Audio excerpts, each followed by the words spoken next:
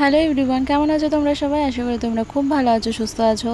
আজকে এসেছি কালীঘাটে মা কালীর কাছে আমার বিয়ের কার্ড দিয়ে নিমন্ত্রণ করার জন্য।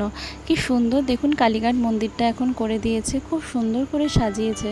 আমি প্রায় 10 বছর হলো মা কালীর পুজো করি, কালী পুজোর সময় নির্জলা উপোস করে। তাই জন্য আমার খুব ইচ্ছা ছিল যে আমি আমার বিয়ের প্রথম কার্ডটা তো আমার বাড়ির ঠাকুরকেই দিয়েছি এবং দ্বিতীয় কার্ডটা আমি কালীঘাটে মা কালীর কাছেই দিয়ে যাব। তো কোর্ট থেকে কাজ শেষ করার পর আমরা সন্ধ্যাবেলা চলে এসেছিলাম কালীঘাটে মায়ের কাছে।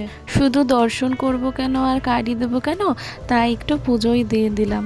ভাবলাম যে যখন এসেছি একেবারে একটু পুজোই দিয়ে যাই।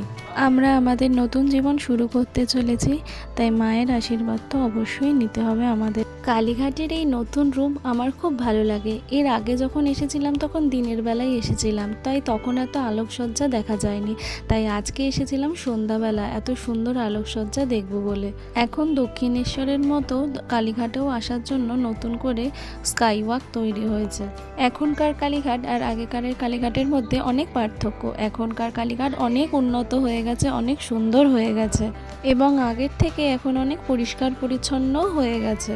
আমি যেখানে কাজ করি কোর্টে, সেখান থেকে কালীঘাট মন্দিরটা একদম কাছে, তাই আমি মাঝে মাঝেই কালীঘাট মন্দিরে চলে আসি। এখানে আসলে মনটা বেশ ভালো লাগে। ভিতরে তো ছবি তুলতে দেয় না, তাই জন্য ওখানে আর ছবি আর তুলতেও পারিনি আর ভিডিও করতে পারিনি। তারপর আমরা দুজনে পুজো দিয়ে আমার কার্ডটা আমি ঠাকুরমশাইয়ের হাতে দিয়ে দিই এবং উনি মা কালীর পায়ে ছুঁয়ে ওটা মা কালীর বেদির সামনেই রেখে দিয়েছিল।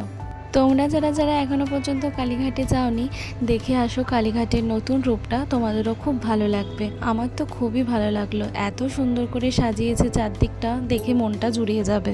তো চলো আজকের মতো এখানেই শেষ করলাম। লাস্টে ছিল আমাদের কিছু ফটো, একদম কাছ থেকে গেছিলাম তাই জন্য খুব টায়ার্ড ছিলাম।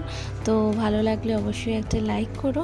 তো আজকের মতো টাটা, সবাই ভালো থাকবে, সুস্থ থাকবে।